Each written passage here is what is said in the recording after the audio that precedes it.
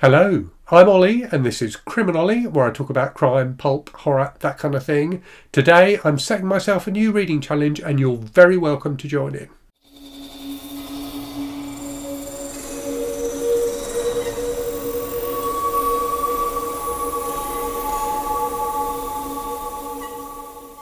So I am someone who, as well as reading just whatever I feel like, quite enjoys having little ongoing projects. So they give me something to think about when I'm planning my reading for the months ahead, and they give me something to talk about on the channel as well. So I think they're quite fun to do.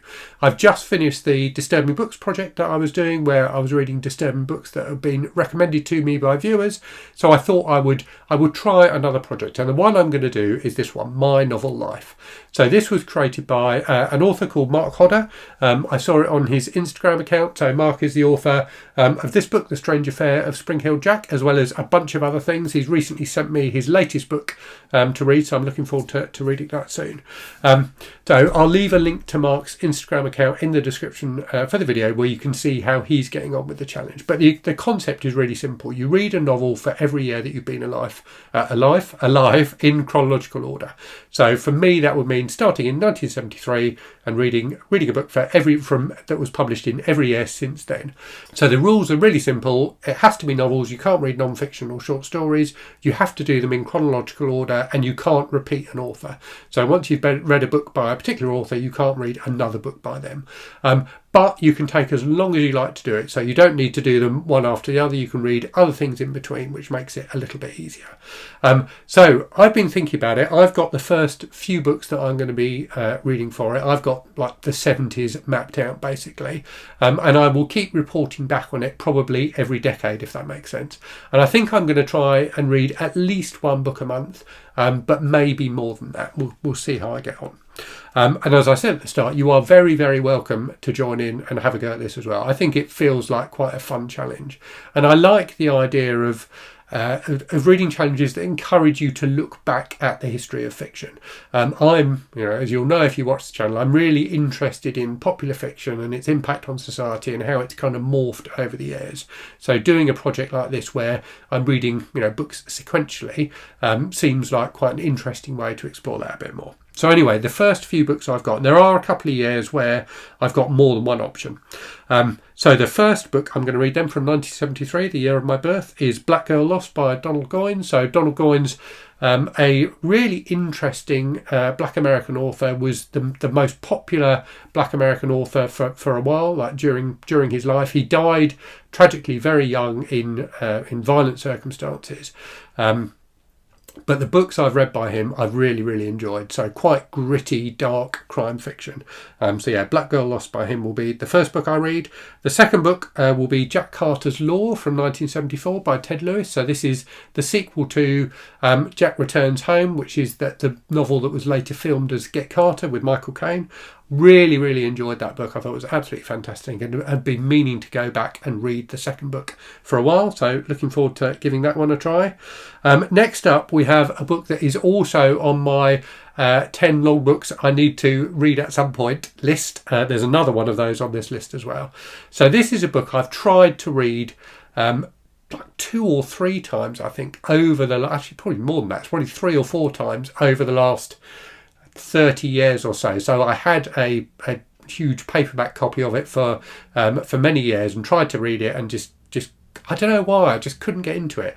And it was like I was enjoying it, but I think it was just the weight of like the huge size of the book put me off. So I am determined to read it this time. I've got it in two lists now of books I'm going to read, so I'm definitely going to read it. It's a book loads of people rave about. The book is Shogun by James Clavell. I've got it and a bunch of the other books in that series that he wrote on my Kobo. So if I enjoy this one as much as I hope to, then I will definitely I will definitely read more in the series, I think. And whilst I have tried and failed with this book before, there are a number of books that I've done that with in the past where, the first couple of times I just didn't get on with them. And I'm, as I've said on the channel before, I think being able to DNF a book is a really important skill. but it doesn't mean you're never going to read it. And Shogun is a book I definitely want to read. So many people whose opinions I respect really rave about it. So yeah, definitely going to give that one a try for 1975. And hey, if I fail with it again, I'll just have to pick another book from 1975. 1976 proved to be the most difficult year for me to find a book from. And I should say as well, my other criteria for this first decade, for the 70s, was they all needed to be books that I already owned. So this is a book I already own, but I did struggle to find one, and I may change my mind about this one. I think I'm definitely going to try it, but I may, if I give up on it, I may try something else as well, something else instead. It's a book by an author who I've read a couple of books by, and I did really enjoy both of those books. But he's an author I find a little bit daunting in terms of being quite literary and a little bit weird. Anyway, the author is Kurt Vonnegut, and the book is Slapstick. Moving on to 1977 then, so the other really long book on this list that's also on my 10 long books I want to read list, albeit this one isn't quite as long as Shogun, but it's a book I've been interested in ever since I was a kid in the 80s and saw copies of it floating around. I think my mum read it back then, and it's one of those books that was just so popular at the time that it kind of just sunk into my consciousness. Anyway, the book is The Thorn by Colleen McCollough. So yeah, looking forward to giving that a try. I do have a couple of other options from 77, which I might try if I don't get on with The Thorn. So the first of those is A Spell for Chameleon by Piers, the first of the Xanth books. So I've got the first 3 Xanth books, I think. I've read a bit of Piers way back when, but I've never tried any of the Xanth books. But I remember when I was at school, loads of my friends were really big fans of them. So may give that one a try. We'll see how I get on. And then the other one is Bloodline by Sidney Sheldon. So Sidney Sheldon, one of those authors. I'm not sure I've ever read anything by him, but he was someone who was so hugely successful for a period of time. So kind of 70s and early 80s, really, really successful. And you just don't hear people talking about him anymore. So one of those authors of kind of romantic suspense type fiction. So yeah, I've got Bloodline digitally, so I may give that a try if I don't manage to get through either The Thornbirds or A Spell for Chameleon even. 1978 then, so a book by an author who, funnily enough, I read a book by for my Disturbing Books project. That author is Hubert Selby Jr. So I'm going to try Requiem for a Dream, which is supposed to be, again, hugely disturbing, very bleak. So we'll see how I get on with that one. But that's my current pick for 1978. And then for 1979, again, I've got a couple of picks. The first is The Totem by David Morrell.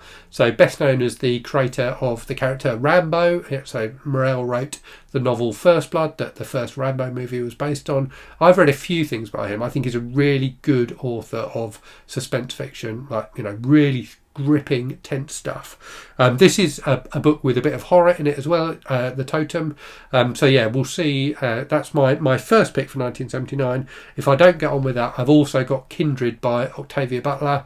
I've read another book by Octavia Butler. I can't remember which one it was now. I think it was Parable of the Sower, which I really, really enjoyed. So I think I may well end up reading this one as well anyway. But yeah, that's my 2 choices for 1979. So yeah, a few things there for me to be getting on with. I will report back on this project. I'll mention it in my weekly wrap-ups and monthly wrap-ups as I work through the list, and then I'll do an update when I get to the end of the 70s and talk about what I'm going to be reading in the 80s. But yeah, as I said at the beginning, if you'd like to take part, then please do. You can use the hashtag MyNovelLife, and you can use that here and on Instagram as well. So Mark is using it on Instagram. So yeah, do check out his account on Instagram and give him a follow. And as always, thanks very much for watching. Hope you're safe and well out there. Hope you're reading good stuff, and I'll speak to you again very soon. Cheerio.